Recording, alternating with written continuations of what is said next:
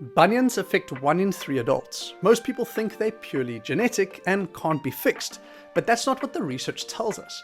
Bunions are often the result of weakness across the feet, ankles, and even the glutes. So in this video, I'll provide 3 science-based exercises to eliminate these weaknesses, and I'll explain how your feet, ankles, and glutes work together to create the foundation for better toe alignment. Ready? Let's get started. This exercise is the simplest fix for your bunions. It's called the toe spread out or toe splay exercise. A study found that doing it for just 8 weeks can significantly improve the severity of your bunion. Why it's so effective is because it targets the abductor hallucis, the intrinsic foot muscle attached to the big toe, and the one responsible for keeping it aligned. It does this by opposing the inward pulling forces of the muscles on the other side of the big toe, thereby stabilizing it and preventing it from falling out of position. This is just like how guy wires stabilize utility poles by opposing the forces of the power lines running in the opposite direction. But the benefits don't stop there. Spreading all of your toes also activates other intrinsic foot muscles like the abductor digiti minimi. This muscle plays the same role for the pinky toe that the abductor hallucis plays for the big toe, keeping it aligned and helping to correct bunion nets. There's also a big advantage for your arches. The intrinsic foot muscles you're training with this exercise tie into the foot arches. So as they get stronger, they help support the arch structure too. A study looking at the effects of the toe spread out exercise on the foot found that it increased arch height by 33.3% in just 4 weeks. All these benefits make active toe splaying one of the best bang for your buck foot exercises. To do the exercise, spread your toe as wide as you can and hold this position for 30 to 60 seconds. Rest and repeat for multiple reps. Because it's a non-weight bearing exercise, you can do it often without a high risk of developing overuse injuries like plantar fasciitis. The fact that newborns do this reflexively shows just how natural this movement is. I watched all 3 of my daughters splay their toes continuously during their first few months after birth. It's their body's way of building their intrinsic foot and toe strength in preparation for walking months later, making it a vital part for their physical development. That's why it's so important that we take care not to restrict our children's feet in any way. Now, despite the toe spread out exercise being so effective, there is a common hurdle. If you have bunions, splaying your toes can feel impossible, like they're glued together or the toes may lift instead of spreading out. That happens because a misaligned great toe pulls the abductor hallucis, the main muscle responsible for toe splay, out of position, causing it to lose its mechanical advantage to contract effectively. To fix this, you have to passively assist the great toe back into neutral alignment. The best way to do this is with toe separation shoes like these from Peluva.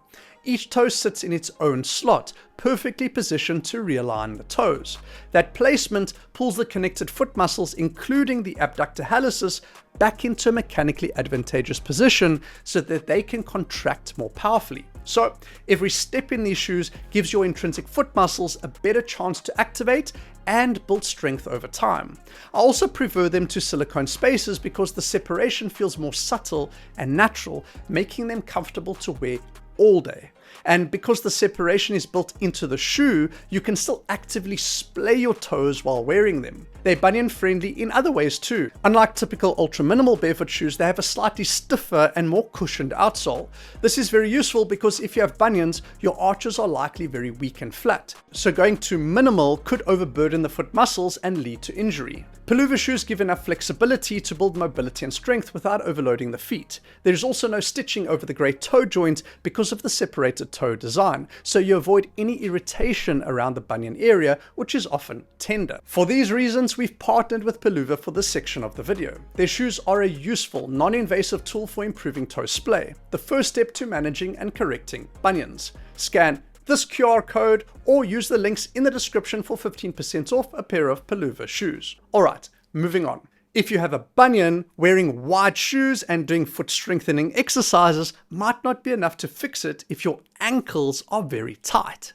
That's because ankle tightness changes the way you walk, squat, jump, and land. All these movements require the ankles to dorsiflex, but when the ankles are too tight, the body has to compensate to get the movement done. The compensations usually start with the foot spinning out, over pronating, and collapsing through the midfoot.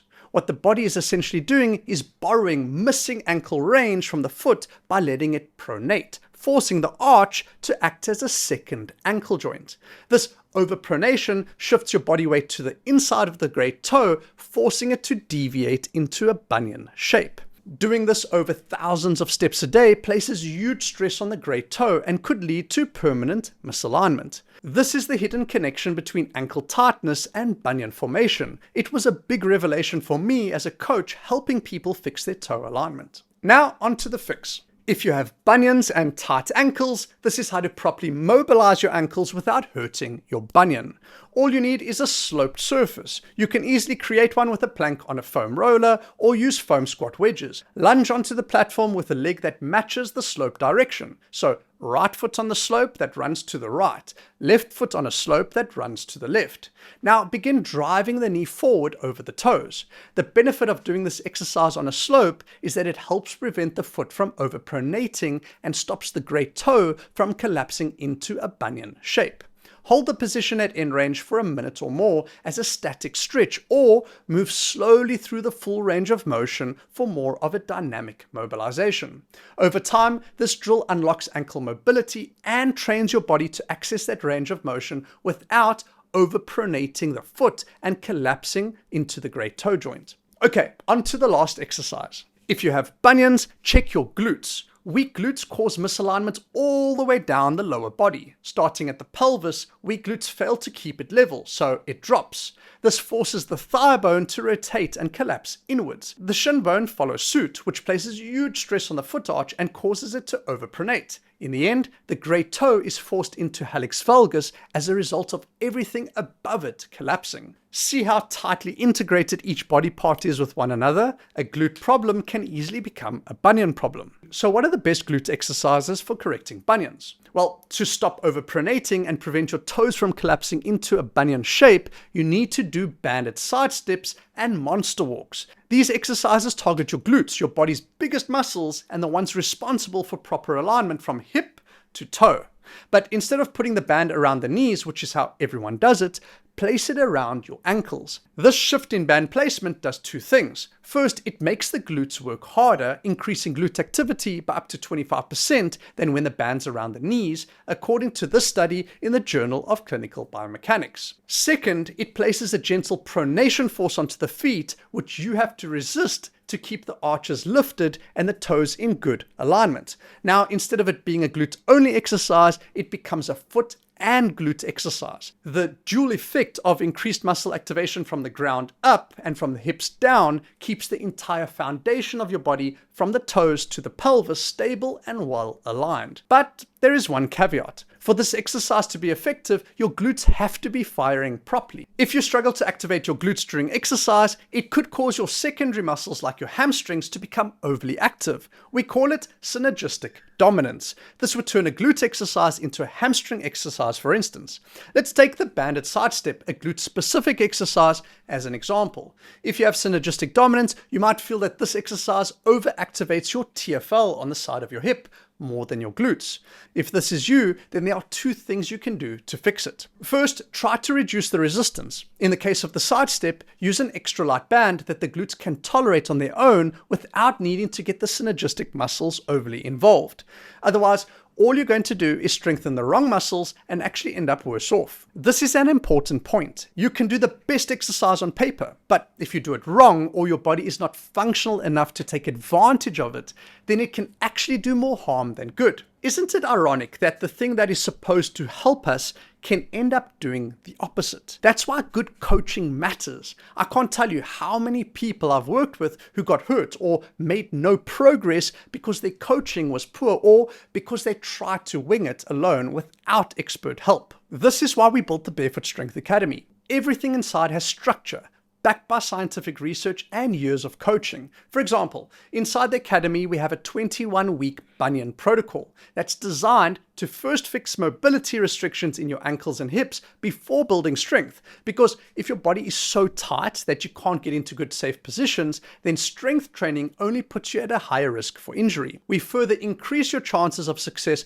by making every workout follow along. So you're training with me rep for rep, getting constant cues and a clear visual of how to perform each movement correctly. And if you ever have questions, every video has a comment section where you can post and get direct feedback from us. Our goal is for the Academy to feel like an in-person practice with the convenience of it being fully digital and accessible anywhere in the world. Check out our Academy at bfs.fit or by clicking the link here.